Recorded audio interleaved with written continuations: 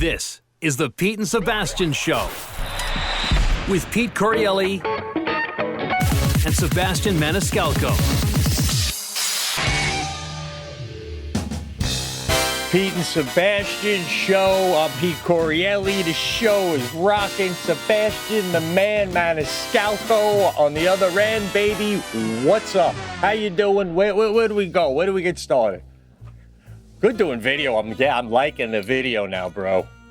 Bro, I'm telling you that the intro was nice, but I felt in your voice that there was that you really had to try and sound upbeat, but really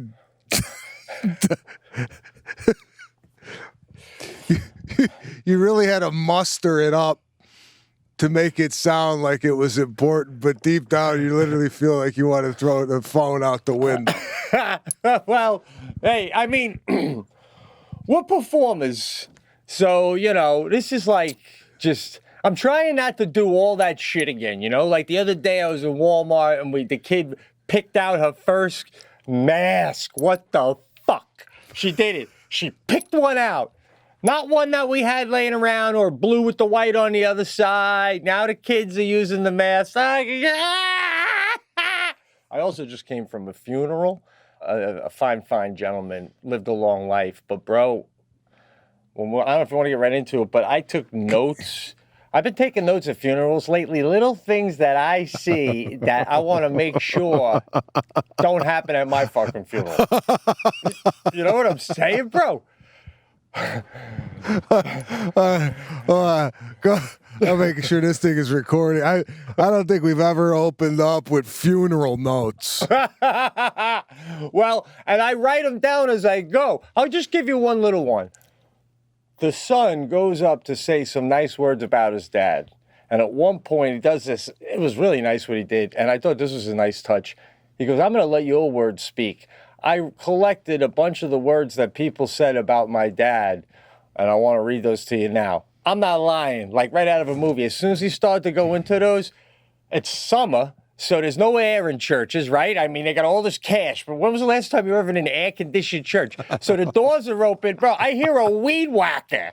A weed whacker over the whole thing. You don't hear nothing. And nobody gets up and yells out the door, yo, with the fucking weed whacker.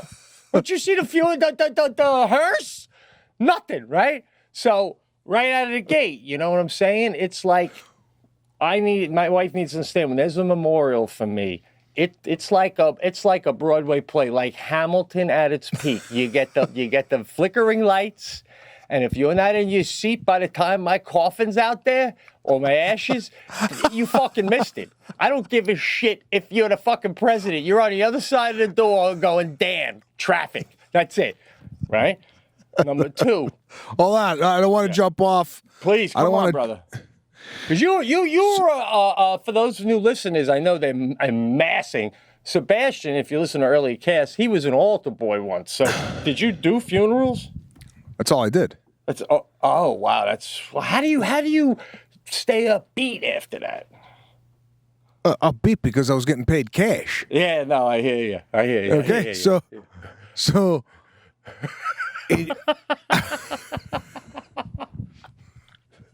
I tell you, cash does cheer you up, doesn't it, man? It's nice. So when you die, are you going to have it in the will that the church must put the air conditioning on? And if they say, well, that's going to have to come out of your end, are you willing to pay for the air conditioning for your funeral? Well, thank you for asking that. These are all notes that I'm making for my wife so that when I die, it's like she's planning a wedding, but not a wedding, a funeral. So she's going to know to go to the place and say, what kind of outside ambient noise might we hear? And if she's like, well, the occasional motorcycle, okay, well, your fucking establishment is out. Because I ain't hearing a fucking Harley halfway through Sadie doing this touching monologue about me, right? So you might as well gonna go, good day. Thank you. It's not you. Okay, what? Yeah. Ashes, though. I'm not going to have a coffin. I'm going to be ashed up. Oh, So, see, we discussed that. I know, but I give some consideration to the coffin. Listen. If someone's going, so and so died, right? And then my question is, coffin or ash? And they go, ash. I might not go. What the? Why? Because my corpse isn't there, so it's not significant. It's something to be said. Shit. I mean, the dramatics of a funeral. Was this a coffin? Of course. I tell Okay. you, man, you hear all the little chit chat like before a concert, but once that coffin starts coming down the aisle, boom. And I don't think you're right. You don't get that with the urn, right? People, you got to hold the urn up and go, can we get some quiet, people? What the fuck? I got to make an announcement. The body's here. Oh, shit. I know. You gotta maybe you gotta add a big photo of me in color, like a 6x6, like dangle it right over to Jesus that's usually on the wall. So as a reminder why we're all there. So, but I'm with you. I gotta tell you. Yeah. I'm raising the volume on you. Hold on a second. Yeah. So Oh, it's great now. when you're at the funeral, Yeah. now this is not a wake. This is at the church, right? Yes, this is the church. Okay. Correct. So this thing comes down the aisle, closed casket with like something over it, or are you guys seated and then the coffin comes in, or is the coffin up there already? Seated, and then they have the ushers come in, but I don't know if it's because it's 87 degrees out or what, but not the carry. It's they're doing a roll. I don't know, bro. I can't be disrespectful. No, we're just Yeah. it could be anybody's funeral. So they got it on that like accordion Yeah. wheel thing. Yeah. And you make a good point about the coffin because I'm not gonna lie to you, bro. I'm sitting there with Jackie, and by the way, I am not like in the social distancing where they put the tape up so you can only sit two people. It's like, you give everybody to look like, the virus. I'd slide over, but the virus, they get the tape. Some of them were ripping the tape out, man. They were saying screw it. But anyway, I'm sitting there with Jackie. Coffin comes rolling by. I don't know if I've ever done this before. I judged the coffin.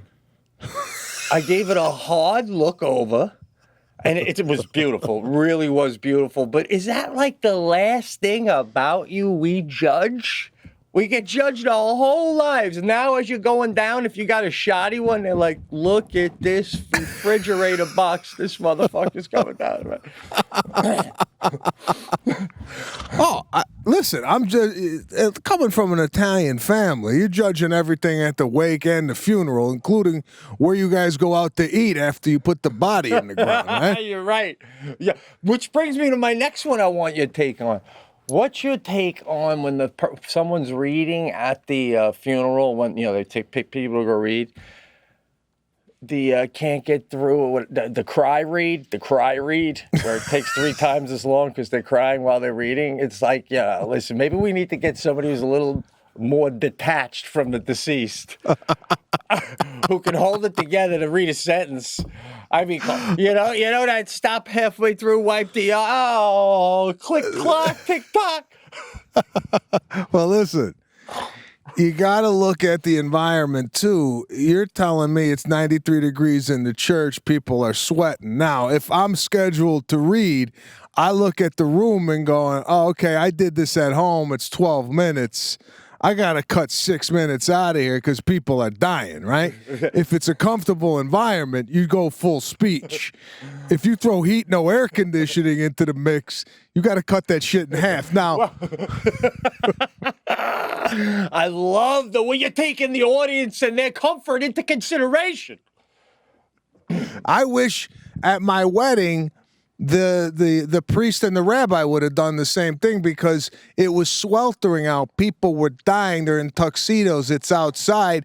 And they continued with their Same thing that they would have done if it was a beautiful day. You have to adjust on the fly. And I do agree with you in the sense that if you can't make it, listen, you're going to get choked up a little bit. It depends how bad you get choked up. If it's and then excuse me. And then you continue. But if you're bawling throughout, I give you 2 balls, and then the priest's got to go, you got to sit down. And if that's the case, do you have somebody in the batter's box to come up and kind of finish off the speech? That's what I'm saying. I'm not, I'm not any funeral I'm talking about. I'm not saying there was someone crying at this one. But, like, there are certain people in my life that I don't know that I could get through the monologue. I need somebody behind me with my notes, photocopied, following me along, like an understudy ready to come in for Act 2, baby. It's just a tap on the shoulder, and then you step aside. Right. And then the fill-in comes in. And then when I'm walking off the podium, I cry with such ferociousness that they can't believe how I was even able to hold it in a little. They're like, oh, God, look at him go. He was, I'm right. Yes. Oh. So here's another big one, man. All right? Yeah. And this is a big one, bro. Today we had, again, I got to watch myself. We had jean shorts with, there's a male with one of those, like, old faded Crab Shack t-shirts, like from Myrtle Beach, right? Now, again, when I told Jackie, when I get married, you let anybody come in to sit down. I mean, when I die for my funeral, I don't want them to get stopped at the door. I want them to get a tap after they're seated and everyone's seated. So they got to now walk out and everybody can see that they know why. All right? A little tap on the shoulder. Appreciate you coming. Pete loved you. No, you guys were tight, but still. My husband, I swore I'd follow his thing, and he said, no T-shirts, no jeans, no fucking sandals. Right? The guy's Oh, God. You know what? I love the fact that he gets in. Yes. He's comfortable. Right. And then he gets a tap and gets escorted out by 2 ushers. I think that's a beautiful touch. It's like I'm teaching one last lesson on my way out. I mean, come on. Of course, he'll be walking out with flip-flops on going, it's just an urn. What's the fucking big deal?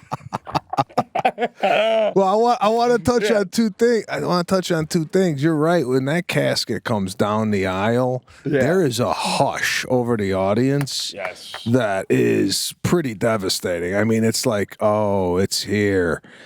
With that urn, you could mistake the urn for the chalice that the priest is going to drink wine out of. You don't know what's what up there, right? Well, you do have to be told ahead of time there'll be an urn. Yeah, look for the urn. Look for the urn. And then, do you do this being a comedian? When somebody's giving a speech in your head, do you go, oh, I do that for like you're critiquing the speech, like, oh, that's like if somebody coughs in the audience, do you go, oh, acknowledge that? Well, there was one guy today he was reading something out of the Bible, to the audience. And I did look over at Jackie, and I swear to you, to Jackie, I said out loud, I go, look at the way every other sentence he's doing a look up and reading the last sentence as he's looking at us. I go, this guy's tight, man. We're halfway through the sentence. You memorize the second half and bop the eyes up and read it to every. Oh, that's such a fucking nice move. That'll get you elected. I've always looked at people like that, and I go, man, how many words could they remember? Like, does he look at it? Because you got to make a split decision and go, all right, I got the rest of these 9 words, and then look up. I could only do maybe 3. Yeah. 3 or 4 tops on the word read at the end on a lookup. Yeah, I've done. You ever do the look up and realize you don't got to memorize? So you do the quick look back down. They're like, oh God, he's fluttering like a hummingbird. Look at those fucking eyelids go. Oh shit! Then I just keep reading for 2 sentences to regroup. Just fucking. This guy, you know what he did twice, bro? This is a magical move. Does a half read of the last sentence, period, pause. And I've memorized that a half of the second sentence. Then I'll look down to finish off oh my God. I felt either he reads like in public, like as a teacher or something, or else this guy did a hard practice in the Sheraton room 203 the night before. Oh my God, Jesus! 112 on iTunes. That's become the funniest goddamn thing, bro. I don't even know if you're looking at nothing. I don't even want to know. For anyone not doing a video now, I don't know even what the fuck you're watching on TV anymore. I mean, holy shit. This shit. If you don't tune in, bro, just for our tans alone, I couldn't wait to do this fast because I thought you'd comment on my tan. Then I tune in and you're like George Hamilton over there. The fuck? Holy shit. Oh, fuck. Middle of the summer, neither one of us is sniffing sunscreen. I was like, do you wear it? I mean, my wife is so concerned. She's like, did you put SPF on before? I go, for what? If I don't got it now, I ain't getting it. Bro, it's not even a real thing. No, but I'm right there with you. Jackie, on the opposite side, though, I went to slap on the spray because that gets nice and easy. And she goes, it was July 3rd. We're going to a party that night. And she goes, you putting on suntan? I go, why? And she goes, wow, you just have no color for the party tonight, right? So I was like, you got a good point. So I went, no umbrella, and obviously nothing. Woke up the next day, still not tan. I'm like, I got concerned that my body's not absorbing. I'm like, did I put on some permanent sunscreen a few years back? I mean, you know what I'm saying? So I toyed with baby oil, maybe a half-hour dance with baby oil on my face just to get things started up. But she came back nice on Sunday. All right. Oh, God. You paused out. Here we go. Yeah, somebody called. I wanted to get back to the funeral. Yeah. Because I have a couple of notes. Like, here, I just thought of this because I've listened to so many speeches and readings at church. Yeah. Like, do you believe at a funeral everybody's looking to laugh? No, I mean, you got to break some of this with a little laughter. If you went up there, just someone go up there and I hate when they got to do a reading like this is a reading from Paul to the Corinthians.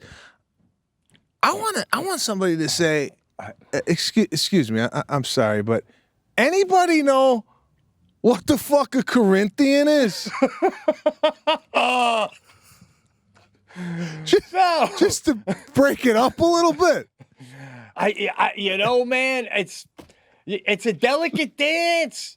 You go to these things and any kind of wake, any kind of funeral, you crack a joke with one guy in the corner who loved the deceased the same as you did, and he laughs with you, and then you look over and you see two people give you that look like laughing at a funeral, right? So I don't want the samba either. I don't want that either. I want laughter, remember the good time, the crying. But I mean, everybody's different. Not into that at all. I'm just making sure this comedy gold is being recorded. Nice. 19 minutes in, I feel like we just started. Beautiful, man. Me too. I love it. This is my fucking therapy, hanging out with you. Give me the other. What else you got on the funeral? Well, this one I needed your take on because the guy looked cool and he was a real nice guy. So I can't make a decision, but young guy comes in, right? Good dude. Actually, was in one of them reality shows. He's a popular guy, right? And a really nice guy. And he looked really sharp. Did the extended shades on in the church inside. Nice pair of Ray-Bans. Kept them on for an extended period of time. And I don't know, man. He was pulling it off, but I feel like if I tried to do that, everyone would be like, what are you doing with you know? So what's your take on shades indoors? Well, we all know who had the best shades indoor moment in film history, right? We've talked about this on the cast. Stallone in 3 when he's burying Mickey at the mausoleum. Oh, that's right. We did discuss that. Yeah. All right. So I believe, and he had the shades on because he had a black eye, but who knows? I mean, I think you could pull it off at a funeral because the expectation is you're going to cry. Maybe you don't want to show people you're crying. So I think you get a pass if you walk into a funeral with shades on. Although I think you have to have dark hair in order to do that. And this guy does, and he looked fantastic. And here's the other thing, though. I agree with that, but how do you feel, though, if he's got them on? I feel like once one man has them on inside the church at the funeral, no other man can do it. Because what are we doing? Is this the fucking beach now? What the fuck? Well, here's the etiquette on that. Yeah. You walk in shades on, right? Right. And you start to do, looking around. Nobody's got shades. You sit down, right? Yeah. And then you put the kneel thing down. You put your knees down. You give your prayer. But you miss the guy to your right.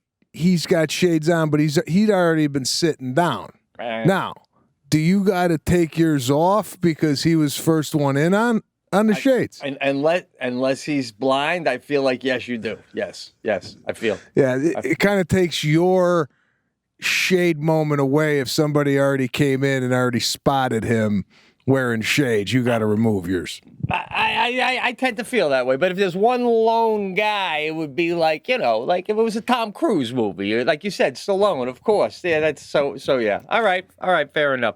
Now I want to walk. Wait, before we get off that, you're in there first with your shades on, right? Yeah. Now the guy that had shades on today at the funeral, does he look better in sunglasses than you do? He's younger than me. He's a handsome guy. So yeah, I would imagine most women would have coffee with me and then go hang out with him after the coffee. So if someone looks better than you with shades on and you're there first with your shades, do you just look over and go, out of respect, let me take mine off because this guy looks beautiful? You do bring up a good point, man. I normally go with a certain pair of Ray-Bans, but for the funeral, I thought it was tight to go with my teardrop Ray-Bans, sort of Cobra-esque. Yeah, but he had a nice light pair that were more suited for indoors. By the way, my move is when I go in somewhere, do you take your shades off before you go in, or do you as you're in, do a da-da-da. I've done this move my entire life where I go in and I'm maybe 5 feet indoors and I want people to kind of see what I look like with shades on. Right. To give them a taste. I'm sorry, I'm laughing like a fucking hyena. I do that shit too. It's the intro. Oh God. Just in case you were wondering if I look cool outside too. Oh God. Yes. So that move though, move has been stunted now that I'm married because Lana, every time we go in, she turns, she's like, aren't you going to take your sunglasses off? Take them off. We're inside. I can't even get people to get a glance at me long enough because Lana's already on, take the shit off, we're inside. But if I'm alone, I'm definitely walking in, doing a couple glances. And then what I do is I almost, if someone's looking and they're going, look at this dickhead with his sunglasses on, I act like I forgot. You ever do the forgot move? Oh, yeah.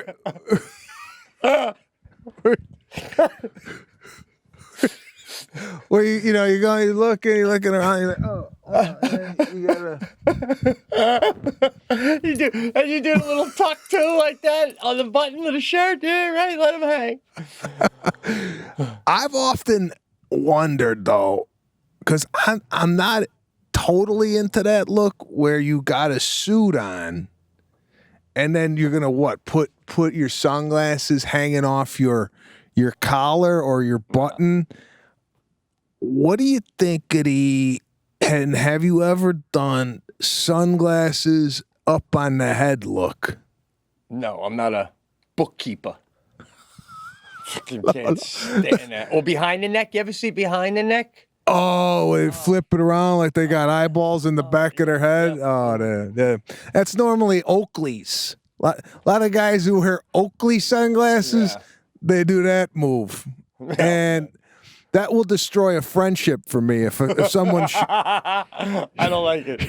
I don't mind. You know what I've been actually looking for? What do you think? I like the dangling where you take each end of your shades and you stick them in that thing, so they hang around your neck. Oh man, no, bro, then you don't lose them, man. I'd rather lose them than have them hanging off my neck. I know. It is a little cheesy. I haven't found a pair, but so. Let me fill you in though. I need you. This is one of these things that would bother me, and in a funeral, my last thing, and this is what I'm talking about. It's the little class things, bro. So I haven't been to church since all this went down. When they go to do the body of Christ, right? Yeah. He does the whole thing. By the way, he puts a piece in his mouth first, and he's got his mic up by his mouth, and he chomps down so loud. Then I lean over to Jackie. I go, it's like a Dorito for this fucking guy. Now, are you getting laughs from your wife? Yeah, she laughs, and other people are like, oh, I probably gave her a good one. It's like if you're hanging out with A-Rod in the middle of the funeral, he says, let's have a catch. You know what I mean? Anyway, not you, I'm saying. So let me. So it's time to do the body of Christ, and he's got the mask. Right? This is what the priest does. He takes the Purell. Now, this is my problem. He's got one of them little ones, the little plastic ones that say Purell, and it's on the altar, and he just grabs it, pops the top again. His mic's right there, so you hear a pop, does a squeeze, you hear it click shut, puts it down, and does the hand rub, right? All that, and then puts the mask on. Bro, do we not even take the Purell out of the plastic fucking container and put it in maybe a nice glass jar or something religious? That's what I'm saying. I mean, you gotta go. Someone's got to be like an altar boy.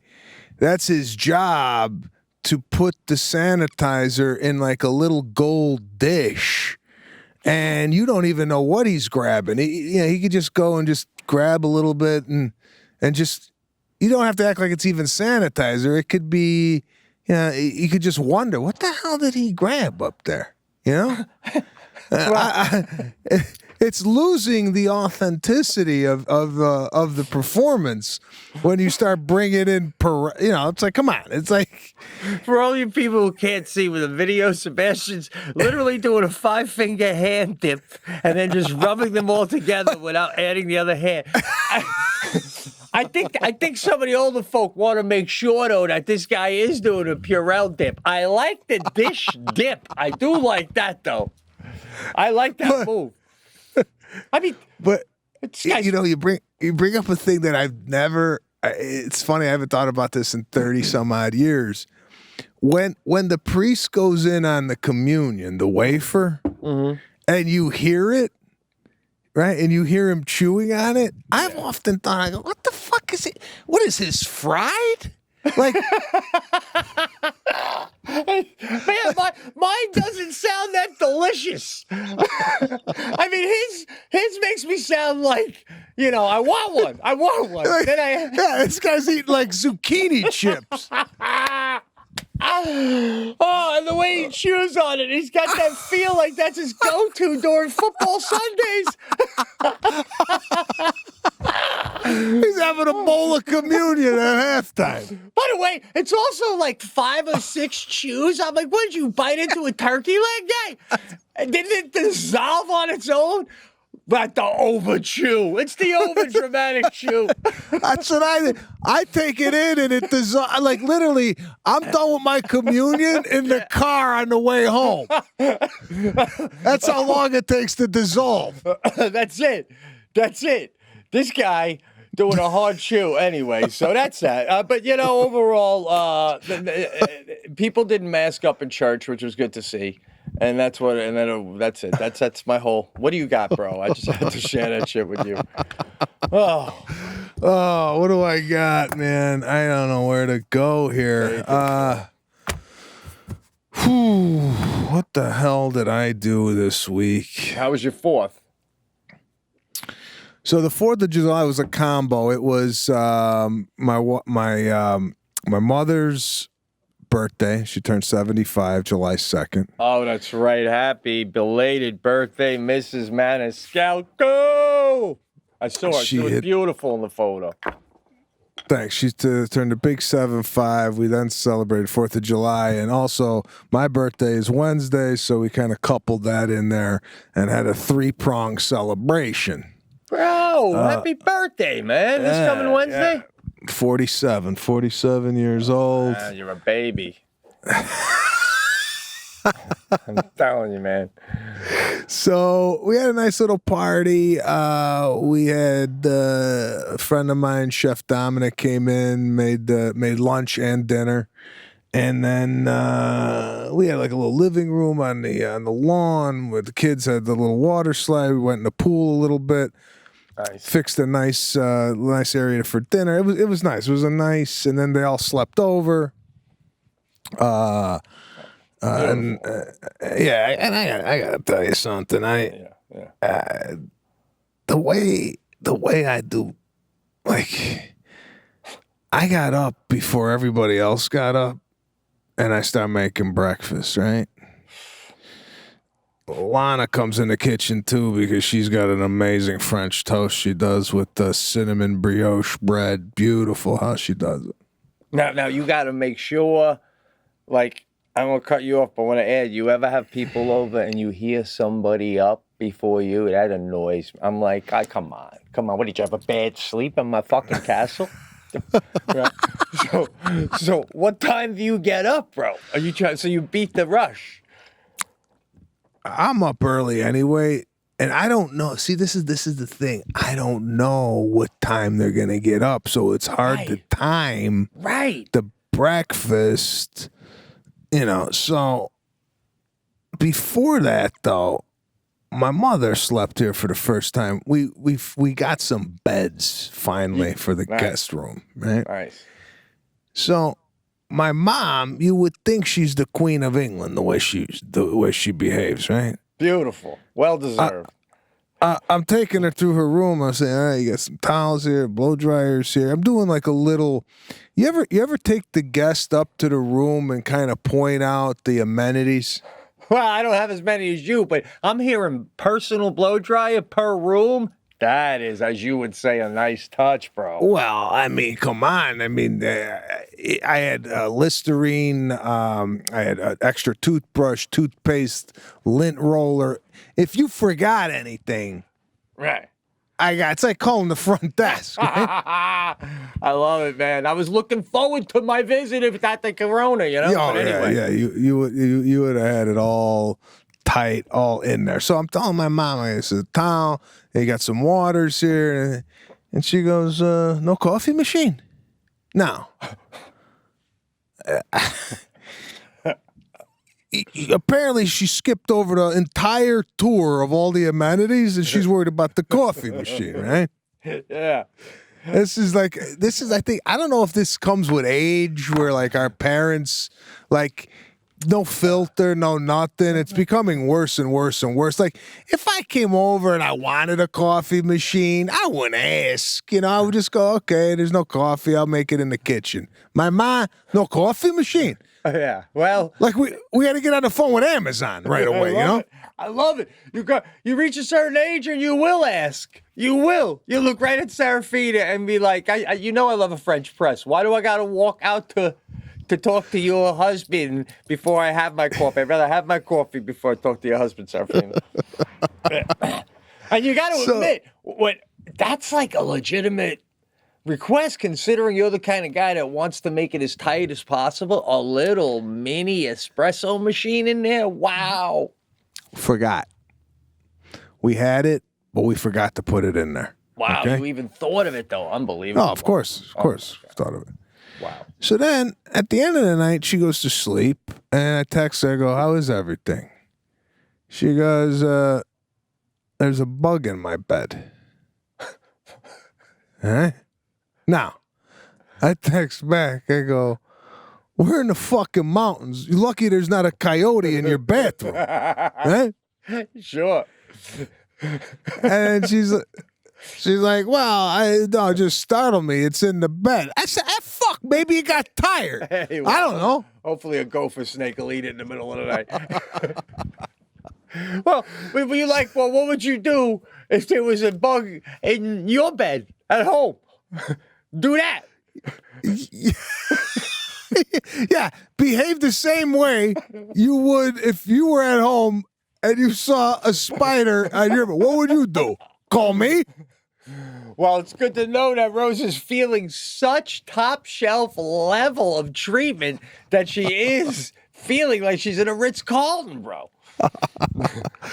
So anyway, everybody gets up and we did waffles, pancakes, French toast on a platter, right? And all of it was in such unison that I took some blueberries, raspberry, blackberry, and strawberry, sprinkled it around the perimeter, so if you were taking a French toast and wanted a little fruit with it, you just picked up some blueberries and strawberries. Then to top it off, I took one of those little sifters and I put a little powdered sugar in there, and I just powdered the sugar lightly over all the French toast, the pancake, and the waffle, right? Then we had bacon, and that was on a separate dish. Then we had eggs on a separate dish. Oh, my God. This is unbelievable. My mouth is watering, guy. And then I brought out a large pitcher. I love this in the morning, especially when you got a lot of people over. Large pitcher of orange juice, but in a glass pitcher. So when you put it on the table, you could see what it is. Like it's, some pitchers are solid. You have to ask, what's that? Is that water? Right, No. You put this on, boom, it's like the fucking coffin. It's time to start breakfast, right? Dare I even ask? Fresh squeezed? I'm not a fresh squeeze gay. Wow. Now I gotta go on Yelp. I mean, that's like the fun. I mean, you're doing a light sugar shower over the entire delicacy, and then you're giving me concentrate, guy. What the fuck? The orange juice, is bar none one of the best orange juices I've ever had, and I think over the years, this fresh squeezed bullshit. Right. Has gotten really played out, because I used to be a waiter, right? And then somebody used to come in and go, I have orange juice, fresh squeezed, and my response in my head was, "Why, you fucking squeezing oranges at home?" No, that's why I'm coming here, man. No, but they act like that's all they drink, right? Oh, yeah. And I go, no, it's not. They're like, oh, forget it. Oh, why? Oh, why forget it? Your body can't adapt to a little concentrate? I tried the fresh squeeze. We all know that dance. 92 fucking oranges for half a cup. I know. Yeah, come on, man. What am I gonna do? Go buy a bag of oranges for one glass. So I'm just saying, if I was driving home, that would be my only complaint right now. I'd be like, I'm surprised it wasn't fresh squeeze. I know, me too. That's why I asked. Did you hear me ask for water? That's because when I looked in the jar, I could tell it was concentrate. I'm just saying, guy. No, but Guy, Yeah. I'm not into the pulp on the fresh squeeze. No, I'm not either. You're right. You got to get that out. It's the whole thing. Plus, a lot of times fresh squeezed is a little like room temperature. If you're going to freshly squeeze it, you got to have the orange refrigerated and then pull it out and squeeze it.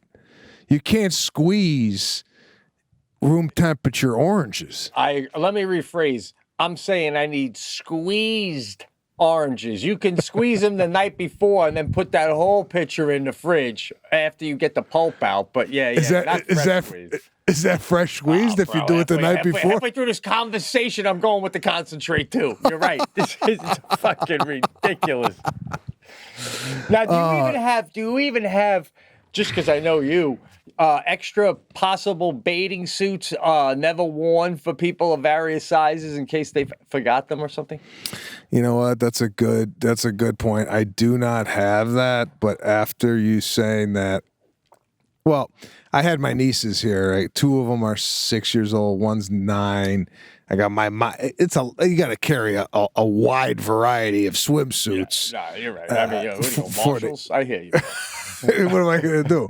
I got a rack of swimwear upstairs that you can go through. Yeah, no, I hear you. But like my father-in-law the other day, he says to me, I'm talking for adults, right? I go, Jackie, God, I forgot my flip-flops. And he goes, I got a pair of flip-flops. And I go, oh, great. Now, in my head, I'm thinking, unless they're brand new, you can stay in the chair. Because he went to hop up to go get them. Yeah. So... and that's how I feel about a swimsuit. I'd love to take a dip. I got a swimsuit, yeah. Unless I gotta rip the fucking tag off it, I ain't taking a dip. All right. I'll go in my underwear. No, you ain't going in my pool in your underwear. I'm just saying maybe you have a couple of male, small, medium, large, extra bathings. I don't know when you'd be in a situation where you're gonna have someone that we can ask your mailman to fucking play Marco Polo. I don't even know what to say. Oh man! So it sounds like a nice time. Did continue? Did you do a cake? Did you make it? The cake? Yeah. Oh, my mom's cake? Yeah. No, we had it made. It's beautiful. I gotta show you a picture of it. It's stunning. But I wanted to talk to you. Yeah. About fireworks. Yeah. We got the sparklers. Nothing crazy. I got 3 little nieces, or 3 nieces and my daughter. So, we weren't doing a Pete Corielli, M80s or bottle rockets, nothing like that, right? I didn't have no M80s, but yeah, go ahead. But we're sitting in the backyard and we're looking around, and growing up, you had to go to like Grant Park to see large fireworks in the sky, like the one that it goes up and then you're like, oh, this is gonna be a big, and boom. Right. You had to go see that at a professional fireworks show. Of course. In the neighborhood, we had like loud firecrackers. There weren't like skyrockets. They had a bottle rocket. Yeah. But I don't know, within the last 25, 30 years, that they have released the fireworks that the professional use to the general public, because I'm looking around and this is beautiful, like mushroom, right? Like you ever see where it's like raining down on people? I go, that's coming from a residential street. Right. Where the fuck is this guy getting this shit? L.A. was fired up. I saw the chopper in the news do a drive-over, and it was stunning, as you would say, just the fireworks everywhere. So, but you're right? When did everybody turn into on their own Gucci? Or whatever it is, right? Whatever that guy's name is. So I'm sitting there, and it was so good. I honed in on one house, and I go, oh, here's the finale. I mean, the guy had a finale, which meant I don't know if he had to bring in other neighbors and said, all right, light these, and this is the finale, or he went to an auxiliary machine that he had. Like, what the fuck are they doing? I'd like to see the setup in the backyard. That's what I'm saying. It's interesting. How do they decide what is the finale? Do they read what everyone does and go, oh, this one, we got to do this one last, Billy? I don't know. Now, you bring up, so you didn't even really, you don't have to even leave to see a nice show, right? No, I mean, it was right there in the backyard. And I'm sitting there looking, I go, growing up, we had no one on the block that had a firework show, right? Yeah. What do you think there's a demographic out there that's really honed in on fireworks? Like, is this a socioeconomic thing where do you think the nice neighborhoods have fireworks? And I'm gonna tell you from my experience what I think, but low income people, fireworks, middle class, is it a certain ethnicity that has fireworks? Who's doing large scale fireworks in a residential neighborhood? What would you surmise? I was driving around. It seemed like everybody, all different creeds, but I know growing up on Long Island, it was a lot of cops and firemen because they know they're not going to get in trouble. You know what I mean? So they were more inclined. But it seems like blue collar guys love to fire shit off. That's what my thing. It was more of like a blue collar, working middle class environment because in my backyard I could see kind of like it's like a landscape of like the nice neighborhood, nothing. No, they were all outside watching working Joe Schmo give a beautiful fireworks show, and these people could probably afford a White House type firework display. Right.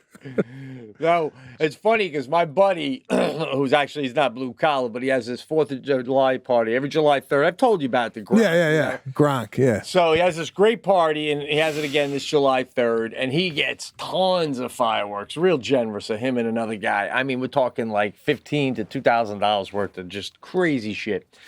And then when we go to do it, when he goes to light it all off, an invited party, he's out on a lake. And no one has fences, and there's homes all right there. So there's a family that they own the house next to him, and they're there every summer, and they have a bunch of kids, like adult kids now, and they don't really talk, to them or know them real well at all. But as soon as the fireworks show starts, that whole family comes out, and they got the lawn chairs like right next to us, but right. Yeah. So I said to him, man, would you like to buy a big black curtain that dangles all the way from the moon? Right? So my question to you is, if you're the neighbor of someone that's going to fire off fireworks, right? And let's say you don't even have a relationship with them. Can you do a blatant watch where you set up a chair at the edge of your property? Or do you got to do that casual look through the window or off on it? Like, don't let them see us looking, Or do you just go, fuck it, I'm on my property. I'm watching that shit. That's the approach a lot of people would take was, hey, I could watch whatever I want to watch as long as I'm on my backyard. But yeah, I mean, there's really nothing you could do, no matter how much you hate your neighbor. On the 4th of July, if your neighbor has an unbelievable firework display, you're going to go, this is fucking up. I know. My brother even said to me, he goes, even though I buy a few, he goes, I don't even know why I bother. My neighbor fires off so much awesome shit. I just get made fun of when I fire my shit off. You ever see that? People fire everything off. One guy lights a Roman candle on the lake, and everyone's going, look at that fucking guy over there with his little Roman candle. That's adorable. A Roman candle used to be huge when we were growing up. Oh, I know, man. You throw Roman in front of anything, and it's like, Jesus. Is that the one that you held and it just shot balls out of it? Yeah, the Psychos held it. I always put it in like a can, but yeah, Psycho. So here's I got a quick fireworks story, right? So I got my $120 worth of fireworks. Right now it's 4th of July, and it's the end of it's now nighttime. It's just me, Sadie, and Jackie and her parents, and we're at my father-in-law's lighting them off on the grass, right? And it's mostly it's not big stuff, but it's not little stuff. It's significant. It's fun, right? So, but Sadie's insisting I light them one at a time. She won't let me do a 3-light, because she wants it to last. It's taking a while, but it's fun. And then we're getting to the last one. Now, one thing I bought cost $60 for the kit. And the lady goes, if you buy that, you get this big ball thing for your grand finale for free. So that was our grand finale, right? And it was cool. It did all this shit. But I'm getting ready to light that, right? Now it's completely dark. I look over. My father-in-law, he caught a couple of fireflies in his palm, and he's going, Sadie, come here, want to see the fireflies? What the? Even my mother-in-law says to him, Mike, they're doing the finale. And he goes about the firefly. This is the real fireworks show. Bro, right on my finale, catching firefly. So, and I couldn't, I'm saying to Jackie, I go, do you think that was on purpose? Like, I'm gonna catch a bug, fucking disrupt the show. I couldn't decide. It's sitting with me. What'd she say? Oh, my dad. It was just they were all over, and nature's beautiful to him, So that was fine. Yeah, but you got to hey, listen. You got to know when to catch a firefly and let it go. I mean, especially with a finale. Honest to God, though, when you lit the finale, was it all you expected, or did you go, yeah, I know why I got this for free? Yeah, exactly. It wouldn't have been my finale had I known. I lit off some shit that was better than that before. You ever do that where you don't end on a joke as good as 5 minutes earlier? Oh, God. That's the worst feeling, man. All right, yeah. Or you go, yeah, this is going to be my closer. And then you do it, and you're like, oh, wow, that didn't get what I needed. And then you go for another one. And that doesn't go well, and where you're just gonna go, oh fuck it, let me go home. Yeah. Oh my God, is that the worst? So. Fuck, man. Was that something else, bro? What the hell else is going on? Let's talk about this commercial. Oh, right. So you take a look at it. So tell the listeners.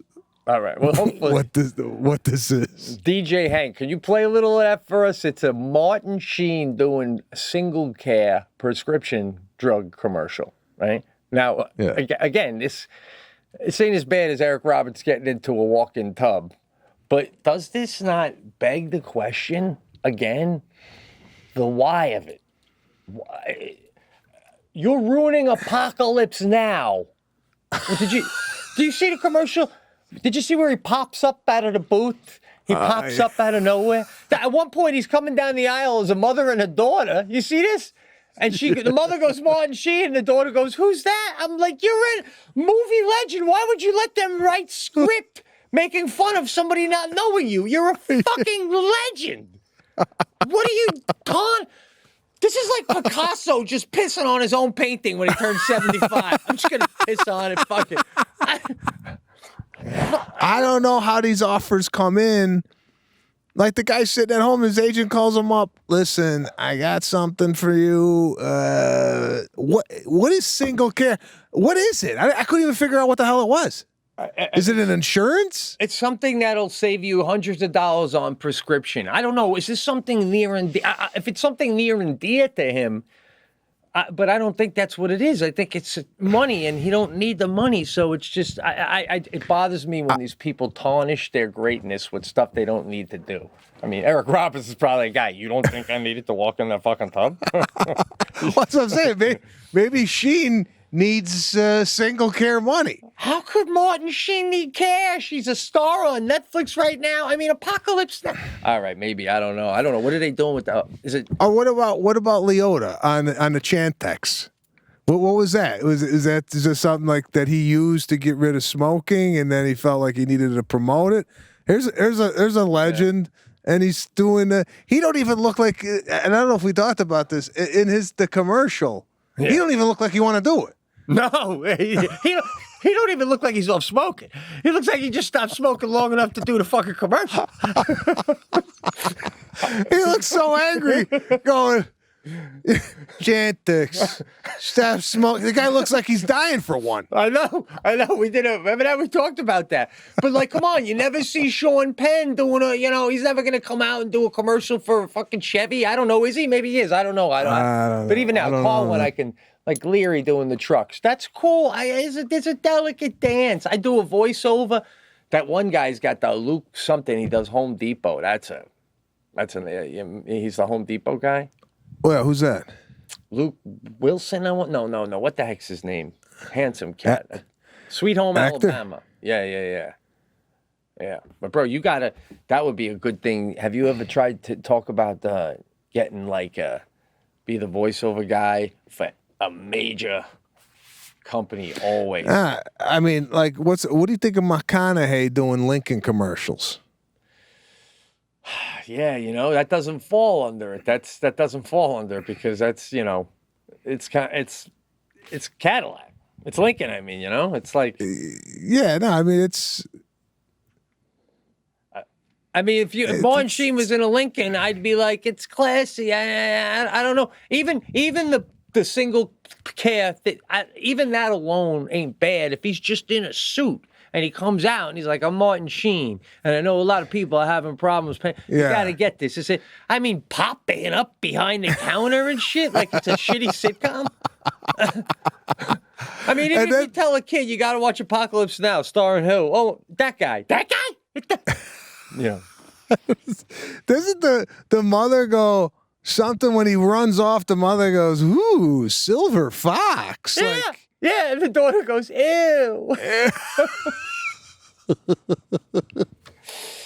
Oh shit! All right, yeah, that's just. I'll put that up on our page. I had something. Did I have something? Oh. Yeah, take your time. We got to probably do a commercial anyway here.